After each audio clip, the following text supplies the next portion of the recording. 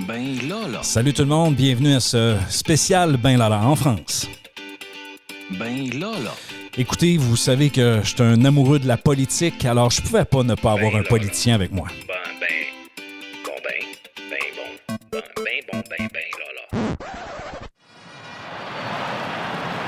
Donc, on va parler notamment de politique municipale. Je veux aussi qu'on aborde la culture et je dirais la collaboration aussi internationale avec notre intervenant qui s'appelle Monsieur Gérard Desafi. Et c'est quelqu'un que j'ai eu le privilège de côtoyer la semaine dernière durant le hackathon. Il était sur le panel de jury et je tiens à vous dire, il avait des questions très judicieuses à poser aux étudiants lorsqu'ils présentaient leur stratégie de communication et notamment dans les avantages qu'ils devaient mettre en avant-plan pour être capable de vendre Angoulême. Alors, c'est un peu là-dessus qu'on va discuter ensemble. Ben Lala est une expression qui provient du Canada, plus précisément du Québec, mais savoureusement du Saguenay-Lac-Saint-Jean. Le Lala est souvent ajouté à la fin de certains mots comme « Ben voyons, Lala ». Pourquoi Lala? Alors quand on dit « Ben Lala », c'est comme si nous disions « Bien voyons ». Bref, le nom du podcast est Ben Lala afin de faire un clin d'œil à son concepteur et animateur, Benoît Rochefort, et ajouter la teinte distinctive Lala de sa région natale. Benoît Rochefort est professeur au Cégep de Chicoutimi depuis 2005. Il a été consultant durant une quinzaine d'années en communication et marketing et a réalisé de nombreuses études de marché. Il est également détenteur d'un programme court de 3e cycle en management de projet, une maîtrise en gestion des organisations et un baccalauréat en marketing. Il s'amuse avec son projet de podcast, Ben Lala. À vous, bon podcast!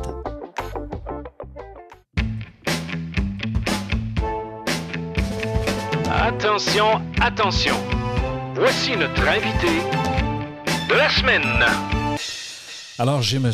Gérard Desafi, qui est conseiller municipal Ville créative et francophonie, également vice-président de Grand Angoulême Culture et coopération internationale. Monsieur Desafi, merci d'avoir accepté mon invitation. Bonjour et merci de me recevoir. Ça me fait plaisir. Donc, est-ce que vous êtes à l'aise à ce qu'on s'appelle Benoît et Gérard et qu'on laisse un peu le protocole de côté? Si vous voulez le conserver, ça va me faire plaisir. Ah bon, vous préférez qu'on s'appelle monsieur et qu'on se comme voit, c'est comme ça? C'est comme vous voulez. Non, on va faire simple. On va faire simple. Ouais, on va s'appeler par nos prénoms, c'est mieux. Mais je vais avoir de la misère quand même parce qu'il y a toujours la notion de respect qui est présente. Mais allons-y avec l'aspect politique, M. Gérard. Comment ça se passe, la politique municipale à Angoulême? La politique municipale, c'est une politique vraiment de proximité avec nos administrés. C'est vraiment, toutes les municipalités doivent évidemment répondre au programme qu'ils ont lancé lors de leur élection et pouvoir après le mettre en place et puis surtout répondre à toutes les demandes qu'il peut y avoir de nos administrés, donc être proche d'eux. Donc moi, évidemment, ma partie, c'est la partie plutôt culturelle, plutôt donc ville créative, donc qui est en effet, on est une ville créative UNESCO, littérature, bande dessinée, puisque comme vous le savez, on est la capitale mondiale de la bande dessinée, au moins pendant les 5 jours que dure le festival de la bande dessinée à Angoulême, mi-janvier. En général, c'est entre la 2e et 3e semaine de janvier. Donc, à partir de là, moi, je dois répondre surtout à des demandes qui sont plus sur nos auteurs et nos autrices de bande dessinée, sur toutes les associations aussi qui font appel à nous pour avoir évidemment des subventions, mais aussi des salles pour pouvoir animer cette belle ville qu'est la ville d'Angoulême et que je souhaite évidemment mettre en avant cet après-midi. Comment ça se passe sur le plan politique? C'est-à-dire, vous, est-ce que vous avez à combien d'années, dans le fond, se passent les élections? Combien êtes-vous de conseillers au conseil de ville? Comment ça marche? Alors, un mandat, ça dure 6 ans. Donc, on a été élu en 2020, juste avant le Covid.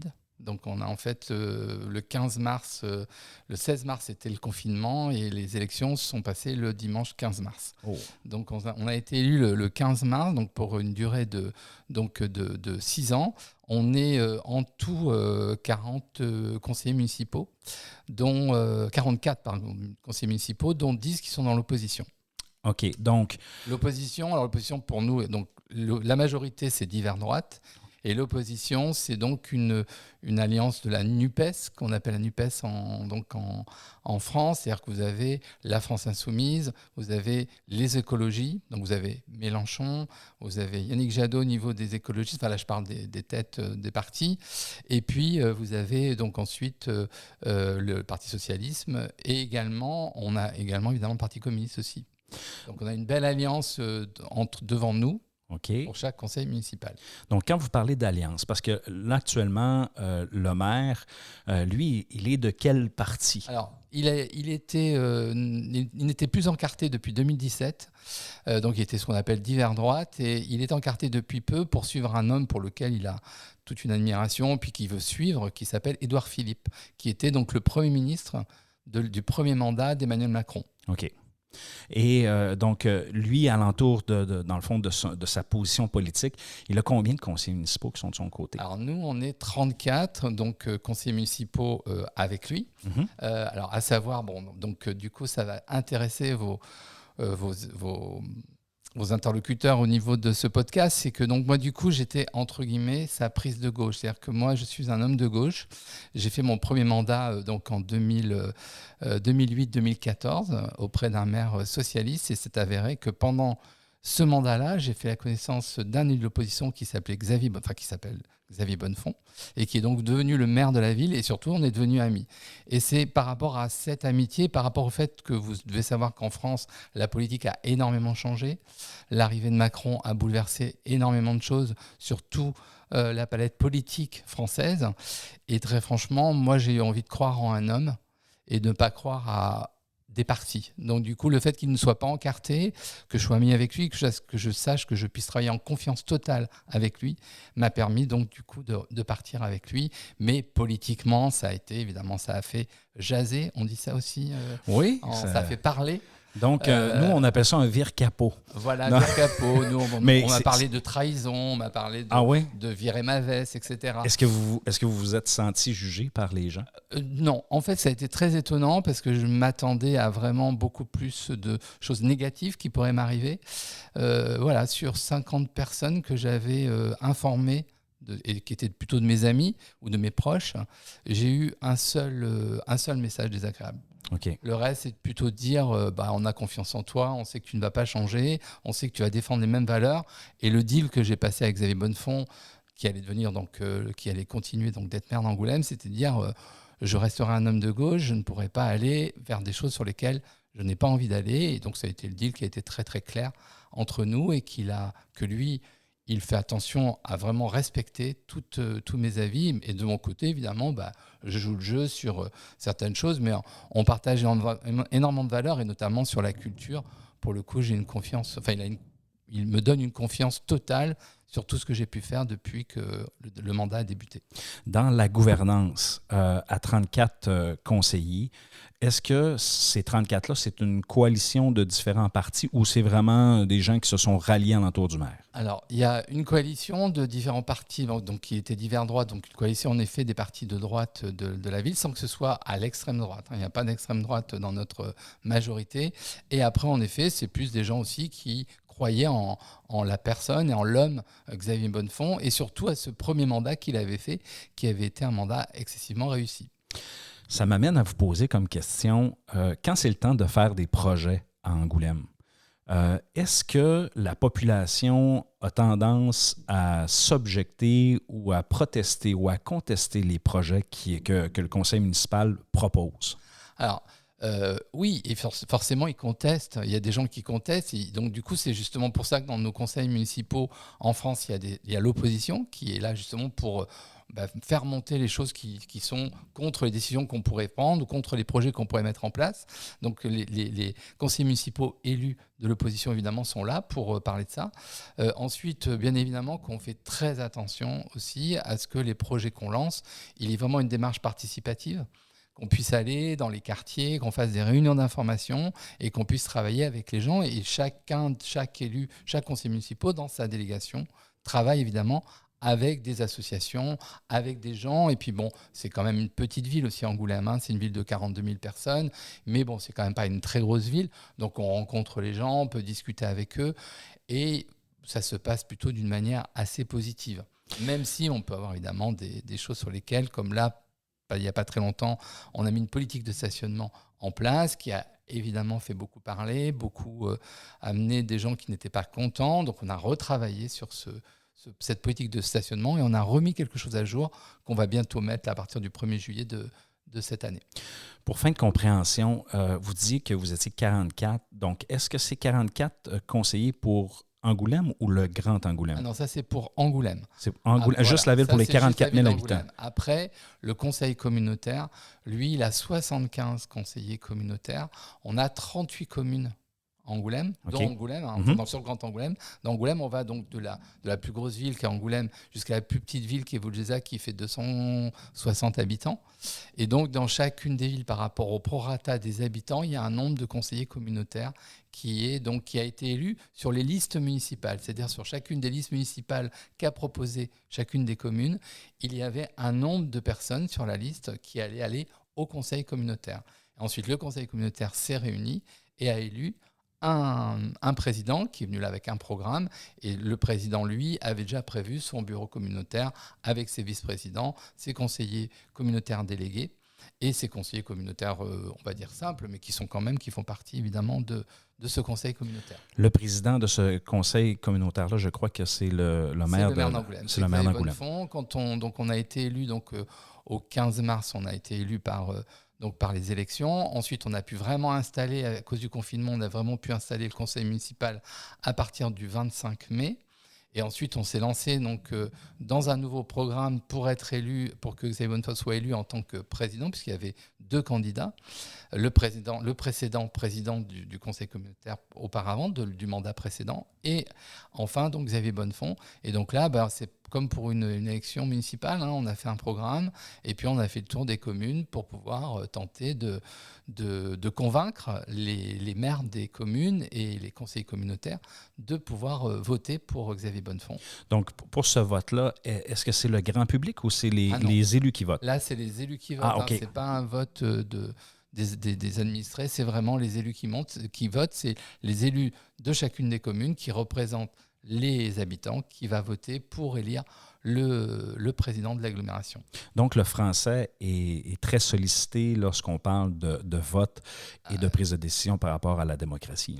Énormément. C'est-à-dire que nous, on n'a pas une année sans élection, ce qui est un peu lourd aussi, parce que les préparations des élections, puis du coup, forcément, il y a des choses qui ne se font plus. Donc, on a un très peu de temps sur lequel on peut vraiment travailler, parce que le reste du temps, c'est pris par les élections pour les régionales, enfin pour la région, pour le département, les sénateurs, les députés, et évidemment le président. Ça doit coûter cher quand même, la démocratie? La démocratie en France coûte cher. Ça coûte cher. En fait, revenons au conseil de ville d'Angoulême. Donc, sur les 44, est-ce que vous êtes rémunéré pour faire ça? Est-ce que vous pouvez gagner votre vie seulement qu'à faire ça? Alors, non, on ne peut pas gagner notre vie seulement à faire ça. On est rémunéré, tout le monde est rémunéré. Et d'ailleurs, c'est depuis ce mandat, le présent mandat, que Xavier Bonnefoy a décidé de rémunérer également les conseillers municipaux d'opposition. Okay. Alors qu'aupalement, c'était pas le cas. L'opposition n'était pas payée avant? Ils n'étaient pas payés avant, ils n'étaient pas payés. Maintenant, ils sont rémunérés. Okay. Parce qu'en fait, la législation prévoyait au départ que chacun des conseillers municipaux devait avoir une délégation. Donc, comme la majorité ne donne pas de délégation, évidemment, à son opposition, donc on n'avait pas possibilité de les rémunérer. La loi a changé, maintenant, du coup, on a la possibilité de rémunérer, donc ils sont rémunérés. Mais personne ne peut être rémunéré, les indemnités qu'on touche ne nous permettent pas de ne faire que ça. Donc, vous, hormis toutes vos occupations politiques, vous avez un emploi, là? Alors, moi, maintenant, je vais dire que je suis un vieil homme. Parce que un jeune retraité? Un jeune retraité, voilà. Donc, vous êtes chanceux, vous l'avez pris avant que Macron passe ses affaires. Exactement, pour tout vous dire, la porte s'est fermée juste derrière moi et j'ai eu la chance d'être dans la partie qui était bien et j'ai pu partir à la retraite, en effet, avec l'ancienne loi et pas la nouvelle à 64 ans. Donc, du coup... voilà, enfin, je ne vais pas rentrer dans les détails parce que ça sera encore plus compliqué. C'est parfait. Mais oui, voilà, donc j'ai un jeune retraité, mais sinon, beaucoup de mes collègues travaillent. Mais juste pour en connaître un peu plus sur vous, vous avez fait votre carrière dans quel domaine? Alors moi, j'ai fait ma carrière dans les achats publics. Okay. Donc j'étais directeur des achats au ministère des Armées, mais ça n'a rien de militaire, c'est-à-dire que je m'occupais de tout ce qui était de la documentation pour tout le ministère des Armées, c'est-à-dire de toutes les directions du ministère des Armées. Et à la fin de ma carrière, depuis 4 ans, je gérais également toute la documentation pour l'ensemble des ministères. Donc du coup, j'avais un gros budget qui était sur des abonnements, des documentations, etc. Et dans le centre dans lequel je travaillais, on s'occupait plus particulièrement de faire des dossiers pour les ministres quand ils partaient en coopération ou en déplacement dans d'autres pays. Écoutez, je suis vraiment... merci pour ce volet-là politique qu'on a discuté parce que j'avais plein de questions là-dessus. Et je ne trouvais pas nécessairement la personne pour y répondre. Et là, tout est clair. Sérieusement, super. Là, c'est clair, ça non, va. en tout cas pour moi, ce l'est, j'espère pour ceux qui nous écoutent, ce l'est également. On va parler maintenant du volet culturel. C'est un peu votre champ d'activité comme implication dans la ville.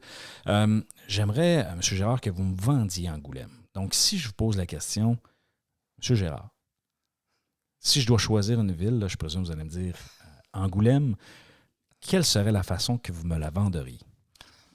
Alors, je vous dirais qu'on a une chance énorme à Angoulême. C'est d'abord le climat. C'est un climat plutôt doux. On a une lumière à Angoulême qui est recherchée pour énormément de films. D'ailleurs, il y a le dernier Wes Anderson l'avant-dernier, parce que je crois qu'il en a sorti un depuis, The French Dispatch, qui avait été tourné à Angoulême. On a une lumière à Angoulême qui est absolument étonnante. On est la première ville du sud d'Angoulême, c'est-à-dire on est sur une petite colline entourée de remparts, ce qui fait qu'on a l'impression d'être sur le balcon du sud-ouest. On a en plus une campagne autour qui est absolument magnifique. Et après, au niveau culturel, on a eu de la chance d'avoir... Alors, ils vont pas être contents que je dise ça, mais on a eu de la chance d'avoir des fous. Et je dirais plutôt... Des fous? Des passionnés. OK. 3 passionnés qui, par exemple, ont lancé il y a 50 ans le Festival international de la bande dessinée. On a eu un deuxième fou qui était celui qui a lancé Musique Métis, donc Christian Mousset, qui a fait venir en France pour la première fois sur le territoire. Ils n'avaient pas été connus du tout. Des gens comme Johnny Clegg, comme Youssou N'Dour, comme Kompay Sengodo, comme Césaria Evora. Donc on a eu ça. Et dernièrement, donc le plus jeune festival, c'est le Festival du film francophone, qui existe en partie grâce à vous, puisque du coup, Marie-France Brière et Dominique Besnéard se sont rencontrés. D'abord, c'est une amitié qui s'est montrée entre deux. Et ils avaient leur premier point d'entrée, c'était le Festival du film francophone de Montréal. Donc, ils ont travaillé avec Montréal et ils ont mis en place ce festival. On est passé de 6 000 festivaliers à 52 000 festivaliers. Avec d'ailleurs, à chaque fois, des films québécois qui sont primés. Et d'ailleurs, il n'y a pas une seule fois où dans le palmarès, on n'est pas des Québécois qui ont été donc sacrés pendant ce festival. Et on a vu des films absolument extraordinaires à Angoulême. Et donc voilà, pour vendre ça, donc des festivals absolument incroyables. On a une scène nationale, donc un théâtre dans lequel il y a des choses absolument sublimes au niveau danse, au niveau théâtre. On a une scène de musique actuelle qui est reconnue nationalement, qui s'appelle La Nef, où sont venus la plupart des grandes vedettes d'aujourd'hui, c'est-à-dire des Julien Doré. Vous connaissez Julien Doré, je pense, au Québec. Donc Julien Doré a fait sa première résidence à La Nef. Des gens comme comme Mathieu Chédid aussi, a commencé à Angoulême. Donc on a la chance d'avoir vraiment des gens qui sont passionnés. Donc il y a de la place pour tout le monde. Il y a de la place pour des jeunes et des moins jeunes. Mais pour nous, donc, pour ce qui nous occupe aujourd'hui et ce qui nous a occupé avec le jury hackathon à laquelle on a assisté tous les deux, ça a été vraiment cette jeunesse est la bienvenue à Angoulême parce qu'il y a vraiment énormément de choses. Et puis on a évidemment la Cité internationale de la bande dessinée avec le plus grand musée d'Europe de bande dessinée, une maison des auteurs qui est la maison Médicis des auteurs et des autrices, donc qui peuvent venir faire des résidences de 1 mois à 2 ans dans un endroit absolument fabuleux qui est pas très loin de l'endroit où on se trouve actuellement. Donc qu'est-ce que je pourrais dire d'autre encore sur... Voilà, moi, quand je sors dans cette ville le soir, on va dire à partir du mercredi soir, les terrasses et les bars sont pleins de jeunes parce qu'on a la chance d'avoir, je crois que vous avez déjà rencontré des écoles d'enseignement supérieur qui sont liées aux jeux vidéo, à la prise de son direct, aussi à la bande dessinée, donc qui envahissent nos bars, etc. Donc il y a une très très belle ambiance. Le centre-ville est fait pour ça, vraiment, et en plus c'est très sécurisé. Donc voilà, je pense que il faut venir à Angoulême. Centre-ville C'est la plus belle ville. qui est très fonctionnel. Ce que Fonctionnel. j'apprécie, parce que moi, je suis vraiment à 2 pas du centre-ville. Tu peux avoir des très bons restaurants, comme tu peux avoir de la restauration rapide, C'est ça. qui ne coûte pas cher et que c'est bon. Donc, ça, c'est agréable aussi. Vous m'amenez une question en parlant du centre-ville. Comment ça se passe, la vie de centre-ville à Angoulême? Est-ce que c'est un peu le même phénomène qu'on peut vivre, par exemple, dans certains centres-villes où il y a de la délocalisation qui se passe, les entreprises s'en vont, où les gens commencent à sortir un petit peu des centres-villes? Alors, c'est vrai qu'au niveau des commerces, les commerces, c'est un problème parce que peut-être que vous ne vivez pas ça au Québec, ça je ne sais pas, mais nous, c'est vrai qu'on a maintenant des zones commerciales très importantes aux sorties de la ville et du coup qui ont fait en sorte que les magasins partent du centre-ville pour plutôt aller s'installer parce que forcément, il est plus facile de se stationner dans une zone commerciale que dans un centre-ville. En plus, vous avez vu, c'est quand même assez escarpé, des petites rues, etc. Pas beaucoup de parking. Donc forcément, ça, c'est un vrai souci par rapport au commerce. Ça l'est moins par rapport à tout ce qui est en effet les bars, les restaurants, etc. Parce que justement, là, bon voilà, le soir, c'est plus facile de se garer, forcément. Il y a pas tous les gens qui travaillent et tout qui sont là. Donc, du coup, c'est plus facile de stationner. Et puis voilà, c'est un centre-ville qui est très, très convivial. Donc, c'est vrai que les bars, les restaurants sont moins touchés par cette délocalisation-là que peuvent l'être les commerces de bouche ou les commerces aussi pour les vêtements, les chaussures, etc. Puisque les gens sont tout de suite happés par les zones commerciales, pensant qu'ils vont acheter des choses moins chères, alors que dans les faits, c'est pas la réalité. Il y a aussi des magasins dans le centre-ville qui sont pas chers du tout. Les reconnaissances de Angoulême, sur le plan international, je pense que, bon, tantôt vous parliez de la BD. Quelles sont les reconnaissances internationales que Angoulême a actuellement? Alors, les reconnaissances internationales, donc ça commence évidemment par le Festival international de la bande dessinée, la Cité internationale de la bande dessinée, les écoles d'enseignement supérieur qui vraiment fonctionnent très très fort, les studios du coup, parce qu'on a un pôle image qui s'est installé, donc on a également énormément de studios, de films d'animation, de prises de son, donc on a vraiment énormément de films d'animation qui ont été faits en partie ici, comme la Tortue Rouge qui avait été même nommée aux Oscars, comme qu'est-ce qu'il y a eu encore d'autres j'ai Peur du Noir aussi, de la société Prima Linea. Donc vraiment des sociétés qui sont installées et qui font en sorte que souvent on a des films maintenant d'animation ou des courts-métrages d'animation qui sont nommés soit au César, soit aux Oscars. Donc ça a été régulier. Vous n'êtes pas nommé, en fait, vous n'avez pas une certification de l'UNESCO par hasard? J'étais là et en plus, c'est moi qui ai fait remarquer aux élèves qu'on avait en face des yeux l'autre jour que j'allais oublier. On a également, en effet, été nommé depuis 2019 Ville créative, littérature, bande dessinée. Ça a été un travail qui a été fait lors du précédent mandat où le maire d'Angoulême s'est déplacé dans les villes créatives et a pu vendre notre ville, donc en vendant évidemment le côté bande dessinée, mais aussi le côté musique, le côté également gastronomique, parce qu'on a aussi un côté gastronomique, on a un très beau festival de piano qui s'appelle Piano Valois, qui fonctionne très très bien, et évidemment le festival du film francophone. Donc, de fait, on est dans ce cluster littérature on fait partie des 42 villes mondiales. Et donc, on réunit tous les ans. D'ailleurs, la prochaine on va avoir la chance et le plaisir de se réunir à Québec au mois d'octobre pour cette réunion, cette assemblée générale des villes créatives littérature.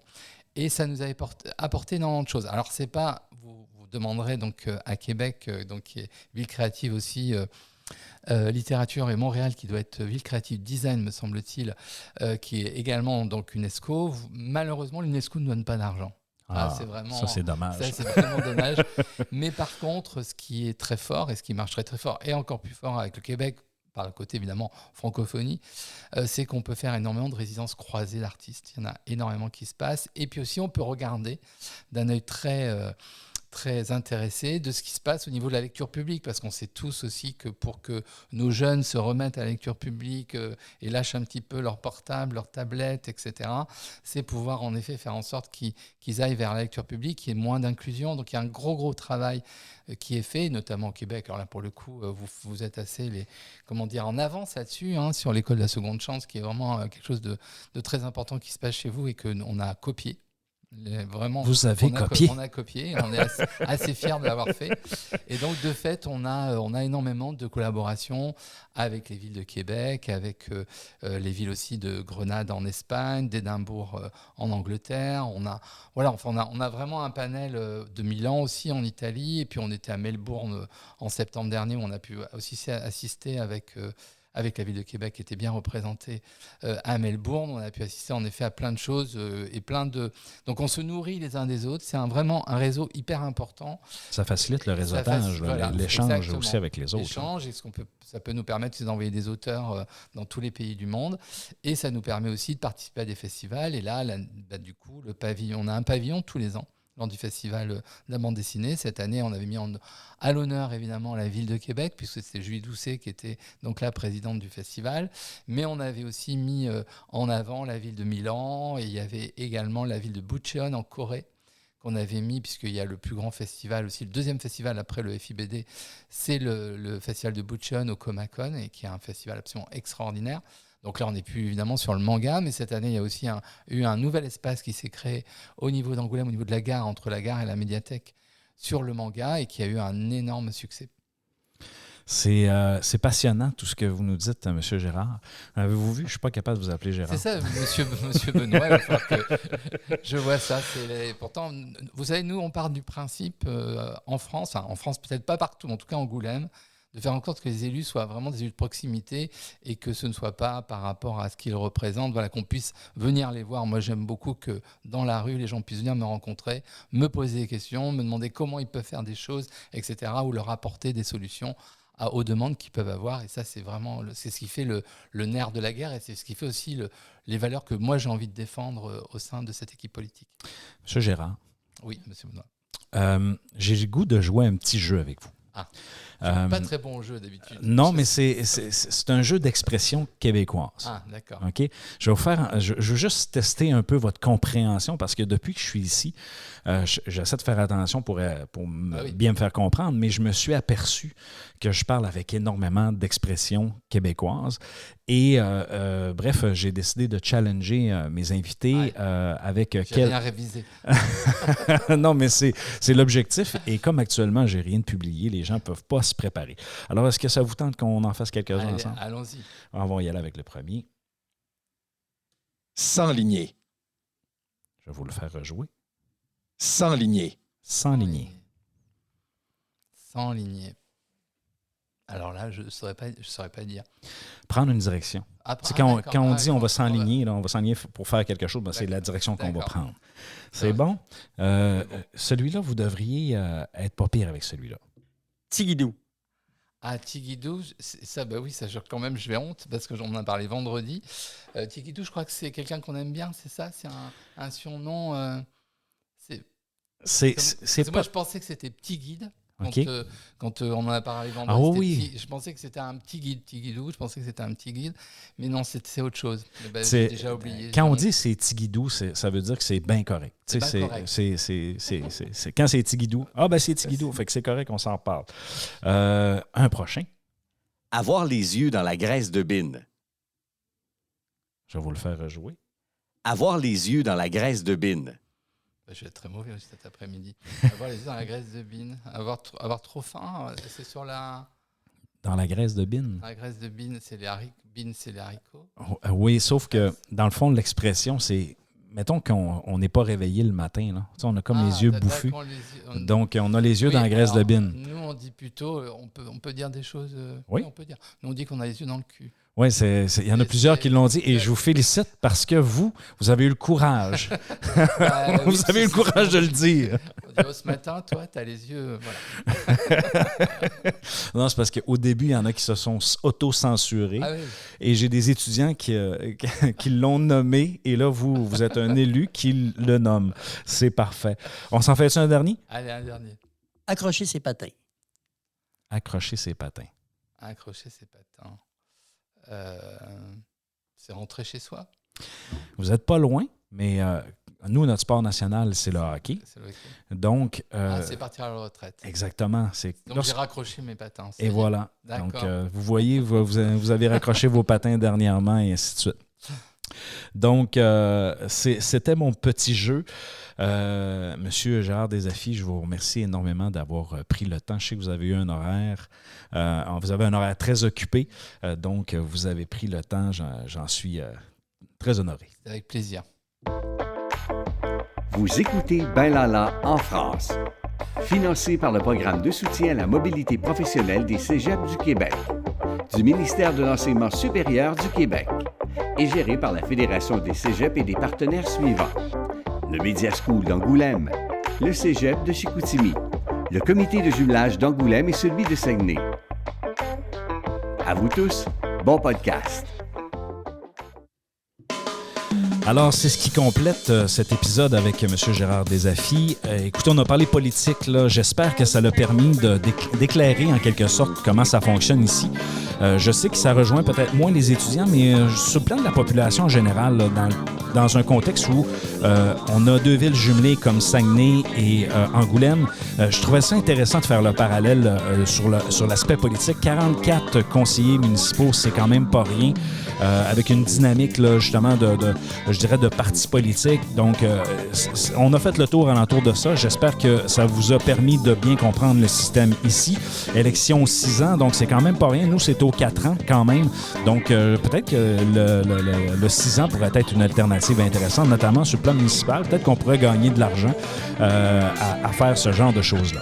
Alors, sur ça, mes très chers amis, il ne me reste qu'à vous dire ciao, ciao!